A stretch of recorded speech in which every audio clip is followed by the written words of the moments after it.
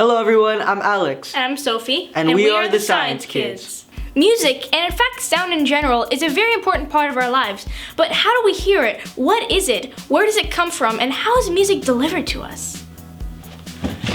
Speakers and headphones are very unique devices. They come in a bunch of forms, but they're actually very complex electronic devices. I mean, think about it. How does an object send sounds up an electronic cable? Makes no sense. Of course, before we understand how headphones work, we need to figure out how sound works. Therefore, we need to understand how our ears work. Sound is a wave, so just like light or a gravitational wave, it follows a wave-like pattern. But the difference in sound is that sound requires a medium to exist in. A medium is something like water or air that sound can just pass through. So let's say you're having a conversation with someone in the atmosphere and you are surrounded by air, just like any other normal person having a conversation. Whenever someone speaks, they're pushing air out of their mouth. This creates a pressure wave of air that, as it travels, hits other air particles, which creates a cycle of continuous pressure waves of air, and that travels until it reaches your ear. So these pressure waves or vibrations are called sound waves, and sound waves, just like any other waves, have two main qualities: frequency and amplitude, or in the case of sound, we know it as pitch and volume. Okay, that's cool and all, but what does this have to do with headphones?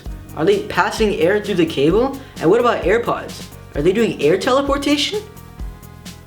Headphones is a technology that we've discussed in a previous video about the legendary scientist Michael Faraday. Now, if you haven't watched that video, go watch it now. But if you have watched that video, you'd know that he's the guy that discovered the relationship between electricity and magnetism, the key to how headphones work.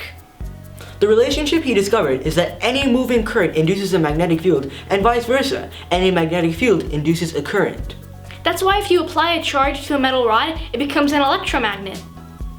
In the case of the headphones, inside it there's an electromagnet next to another magnet, and when this electromagnet is turned on, the magnet will repel the electromagnet. You see, the wire isn't to pass sound or air through it. The wire is to pass electric signals that will turn on the electromagnet in the pattern of the song or sound being played. These electric signals temporarily turn on the electromagnet in your headphones, causing the other magnet to repel. Now, depending on the electric signals coming from your device, the movement of the magnet creates a pressure wave with a specific frequency and amplitude. And just like that, that's how an electric signal becomes a sound wave. It's so interesting how our internal biology is affected by the physics of the outside world. Just the topic of headphones shows how everything is connected when it comes to science. And with that said, we hope you enjoyed this video. Stay tuned for our next few videos. Don't forget to check out our social media and our website in the description. And as always, science is everywhere. And in everything. Bye. Bye.